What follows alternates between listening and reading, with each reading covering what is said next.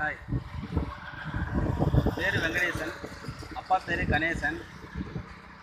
கள்ளக்குறிச்சிக்கு பக்கத்தில் இந்திலி கிராமத்துலேருந்து நான் இப்போ பேசுகிறேன். ஏன் கிராமம்னு மென்ஷன் பண்ணுறேன்னா, கிராமத்தில் ஒரு ஃபஸ்ட்டு கிராஜுவேட்டு எப்படி படிக்கணும் அப்படின்றது, எப்படி படிப்பாங்கன்றது உங்களுக்கு தெரியும்.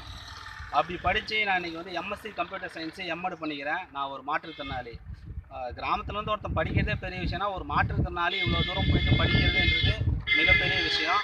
அது படிக்கிறது நான் எவ்வளோ கஷ்டப்பட்டேன்றது அது உங்களுக்கு சொன்னால் புரியாது. ஒரு முட்டி போயிட்டு ஒருத்தன் ஒரு ஸ்கூல்லேருந்து ஒரு காலேஜ்லேருந்து வெளியில் போய் தங்கி பஸ் ஏறி போயிட்டு ஹாஸ்டலில் தங்கி படிக்கிறதுன்றது எவ்வளோ பெரிய விஷயன்றது உங்களுக்கு தெரியும்.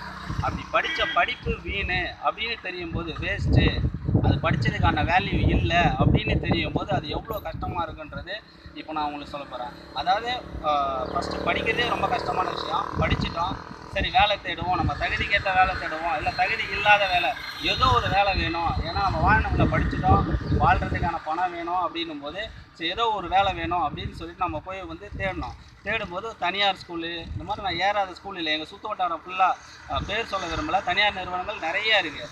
எல்லா காலேஜ் ஸ்கூலு எல்லா இடத்துலையும் சரி நான் போயிருக்கேன். போகும்போது பார்த்தீங்கன்னா இந்த ரெஸ்யூம் எடுத்துகிட்டு போகிறோம். போகும்போது இந்த செக்யூரிட்டிகிட்டே நிற்கிறவங்க என்னப்பா வேணும், உள்ளே விட மாட்டேங்கிறாங்க. சில பேர் அப்படியே உள்ளே விட்டாலும் அங்கேயே நின்றுட்டு ஒரு நிமிஷம் இல்லைப்பா என்னப்பா வேணும்னு கேட்குறாங்க.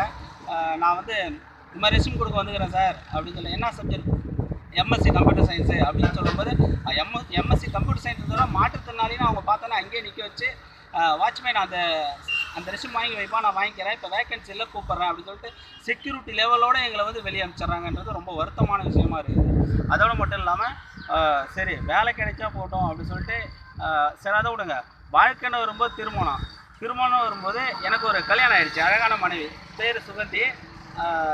அவள் பேருக்கு ஏற்றாப்புல ரொம்ப அழகாக இருப்பாள். 1.5 வருஷம் நல்லா தான் இருந்தது. திடீர்னு என்ன காரணம்னு தெரியல, வாழ்க்கை நடத்துறதுக்கான இது வந்து பணம். என்னால் வந்து பணம் சம்பாதிக்க முடியல, வேலைக்கு போக முடியல. 1.5 வருஷம் நல்லா போனது லைஃபு.